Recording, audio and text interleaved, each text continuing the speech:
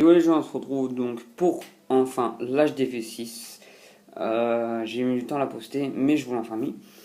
Donc cet HDV6, il consiste surtout pour les GDC et en même temps pour le rush, mais pas trop conseillé pour le farm parce que les extracteurs sont pas très bien protégés. Moi en même temps, on n'a pas énormément de murs, on en a que 125 pour la GV6, ce qui fait que c'est très dur de bien placer les réserves et de caler toutes les défenses sous des murs. Donc j'ai fait du mieux que je pouvais, mais on peut vite fait dire qu'il est pour le farm, car les réserves sont très bien protégées. Comme vous pouvez le voir ici, la réserve d'élixir qui est protégée par deux défenses, plus le mortier. Ici, cette réserve-là, elle est protégée donc par une anti-aérienne de deux canons, une tour d'archer et une tour de sorcier, plus un mortier. Et puis bah là j'ai comme et le château de clan, et là après les deux autres mines d'or sont protégées du coup par le plein de défense. Je vais pas tout vous les dire. Donc ce village là, je vais pas vous le mentir, je l'ai recopié mais je l'ai remasterisé à certains endroits, comme pour le niveau des pièges, le niveau des réserves, mais aussi pour ces murs là par exemple, car donc ces murs là en fait de base je crois qu'ils étaient calés ici au niveau des bombes. Sauf que moi, je les ai mis deux rangs derrière pour déjà mieux caler comme le propulseur d'air, la bombe géante ou toute cette ligne de pièges qui, comme en plus de ça, on n'a pas énormément de pièges dans les HDV6, les pièges, faut vraiment très bien les placer car ils servent énormément dans les HDV6 et ça peut vraiment repousser une attaque. Ça peut vraiment faire bousculer toute une attaque. Et donc, je les ai mis deux rangs derrière. Pourquoi? Bah, par exemple, si on vous attaque en barbare archer avec des sorts comme soin, rage, etc., les archers, normalement, ont une attaque de deux cases. Entre autres, si le mortier est placé, c'est-à-dire donc une case, deux cases, donc là, vous voyez, le rempart, une case, le ressort, deux cases, la bombe aérienne, trois cases.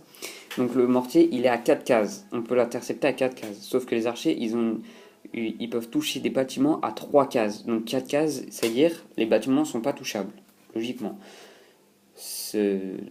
Normalement, ça vous l'avez tous remarqué. Donc les mortiers ne sont pas touchables par tout ce qui est archer. Donc, ce qui est par archer et sorcier.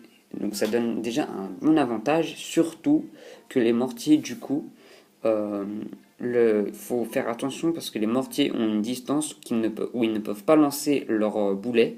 Et là, c'est juste à cette limite-là. Du coup, si les barbares, par exemple, ou les archers sont en train de tirer sur les tours d'archer et le canon, et bah, le mortier va pouvoir continuer à les toucher, même s'ils sont juste là dans l'angle. Donc désolé, j'ai pas de gameplay par contre, mais vous pouvez voir que là je me suis fait attaquer en cochon et en barbare archer. Donc je suis désolé, j'ai vraiment pas de gameplay, mais j'aurais bien voulu le poster par exemple. J'ai fait, je crois, il m'a mis quelque chose comme 25%, pas plus, alors qu'il avait une dizaine de cochons et ainsi que je crois, je sais plus combien d'archers, mais pas mal. C'est un HDV7 en plus. Et ce qui est très important, c'est que les châteaux de clan doivent être très bien placés car ils occupent aussi une grosse place sur un HDV6. Et là, il est très bien placé, je trouve, qui protège une grande partie du village, comme vous pouvez le voir, quasi de la totalité, on peut le dire. Regardez, quasi la totalité, à part ces deux bâtiments. Donc il est très important. Et si vous voulez monter en trophée, c'est surtout ça, c'est qu'il est vraiment très très très important le château de clan. Parce que vous allez certainement vous faire attaquer par des HDV au-dessus, 7, 8 je pense. Pas 9, ça m'étonnerait 9. Parce que je crois qu'on peut trouver que 2 niveaux d'HDV en dessous.